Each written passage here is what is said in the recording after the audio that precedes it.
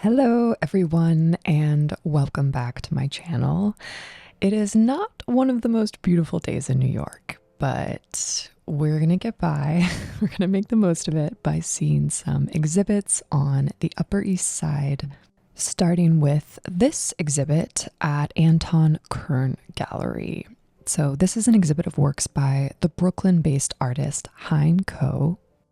The show spans 2 floors of the gallery and features a new series of works that feature a cyclopean figure, or, quote, one-eyed being who observes but cannot speak. So Ko has used this form as a way to sort of step outside of herself and process a lot of things that she's experienced in the past few years, such as being a mother, grieving a friend's death, and being diagnosed with breast cancer, just to name a few.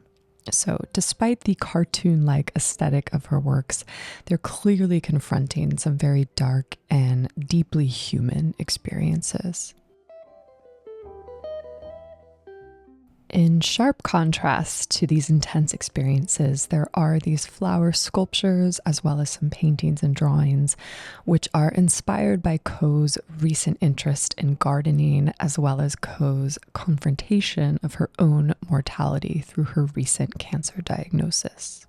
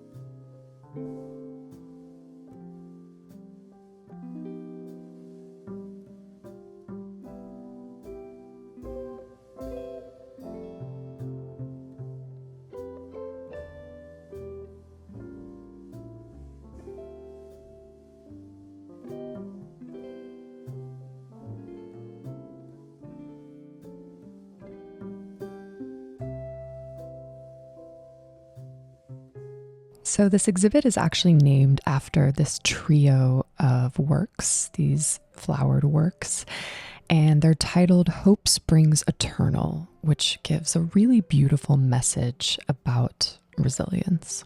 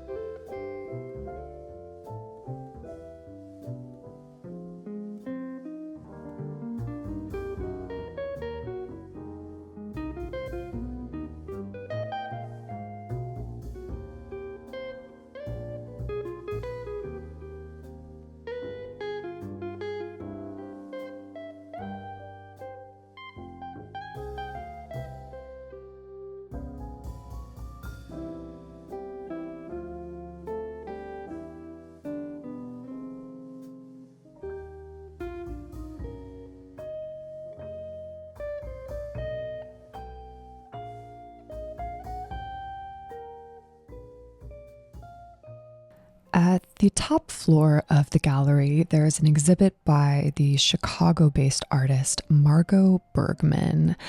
And this exhibit features paintings across 30 years of Bergman's practice from the 1990s to the present.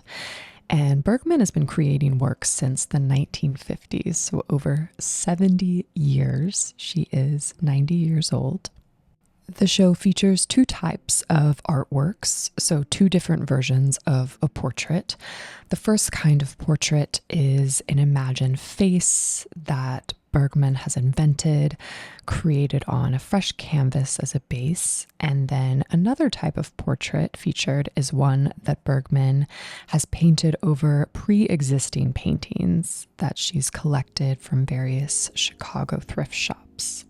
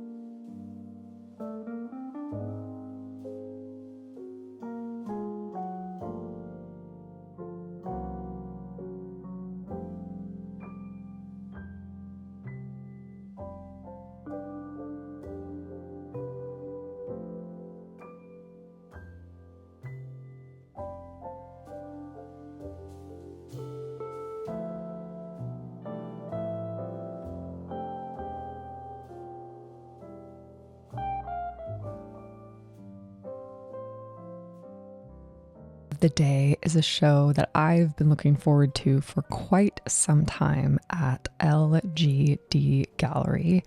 This is an exhibit of works by the British artist Thomas Houseago. And this exhibit is Houseago's first in New York in over 10 years. And it features new paintings and sculptures that highlight this journey from darkness to light, all inspired by Houseago's, quote, recent battles with trauma from which he emerged with a greater understanding of his powers. All of the works in the show were created after Houseago had a mental breakdown in 2019, spawned by the death of his father, who also abused him. In fact, he stopped creating art for a matter of time because he discovered that the skull motif that had become a signature of his represented his father. So creating these works were almost re-traumatizing him. The sculptures in this show, which are created from wood, bronze, steel, and plaster, still feature the skull motif every now and then, but there are other motifs present as well, such as chimerical figures, owls, and eggs, which tell this, quote, transformative narrative of struggle, loss, and renewal.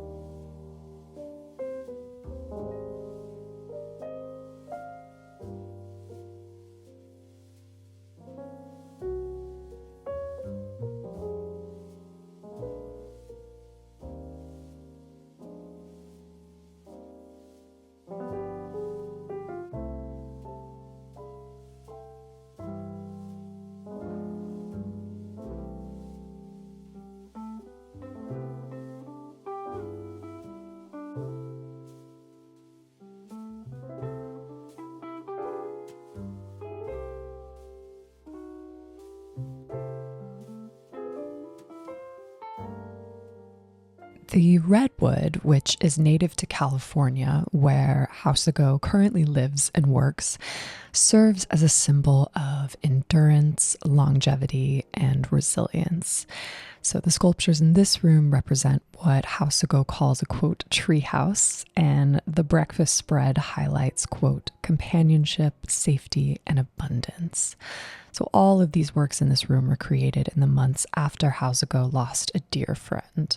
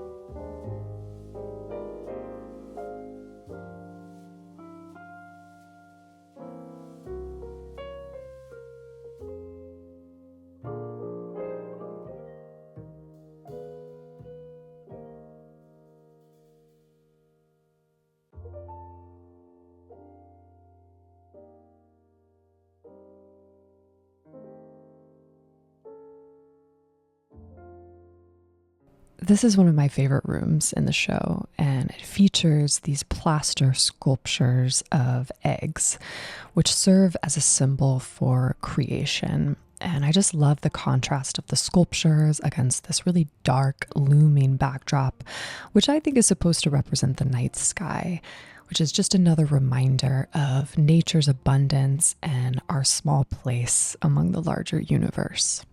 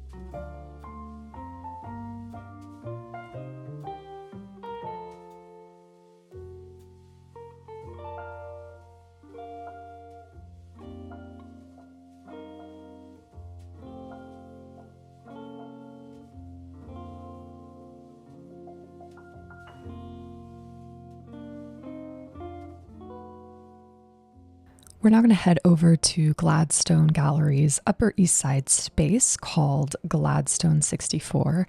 And I honestly couldn't even tell you the last time I was here. I definitely don't think I've ever filmed it. Correct me if I'm wrong, but I wanted to bring you all here today to see this show of works by Robert Rauschenberg. This is his Arcanum series.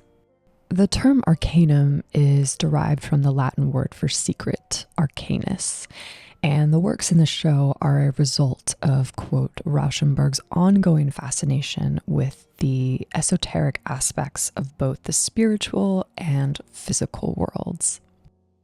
In line with all of Robert Rauschenberg's work, these pieces, quote, explore the fragmented and layered nature of thought and communication. So Rauschenberg captures this through how he's presenting and assembling images. The result is this low resolution, sometimes fragmented image that is very reminiscent of our memories. So similar to how our thoughts and communications can often seem random at first glance, they're often related and tied together by some commonality. So the images we see here are achieved through using a solvent, which then dissolves the toner or ink from the original image, transferring it to the page. In addition to images, Rauschenberg combines fabric as well as layers of pencil, gouache, and watercolor.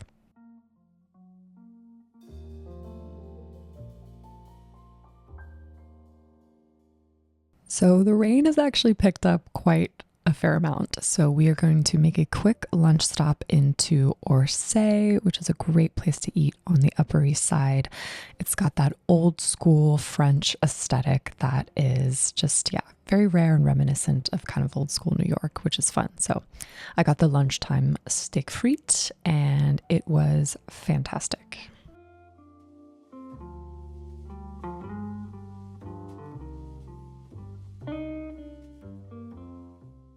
We're going to end the day with a little group show at Skarstedt Gallery featuring works by a handful of artists. This is a work by Günther Forg titled Untitel, which is German for untitled, and it was painted in 1995 and was recently for auction at Sotheby's in London in 2020.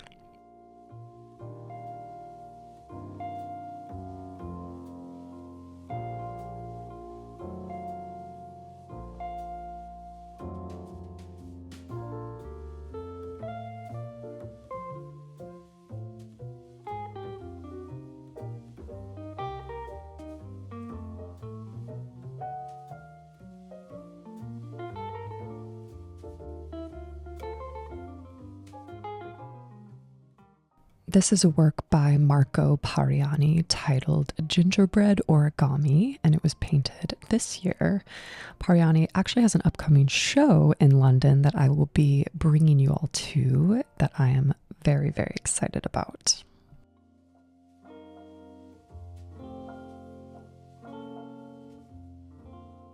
This is a work by Richard Prince titled Most of the Time, and it was created in 1991 and was part of a recent auction at Sotheby's in March.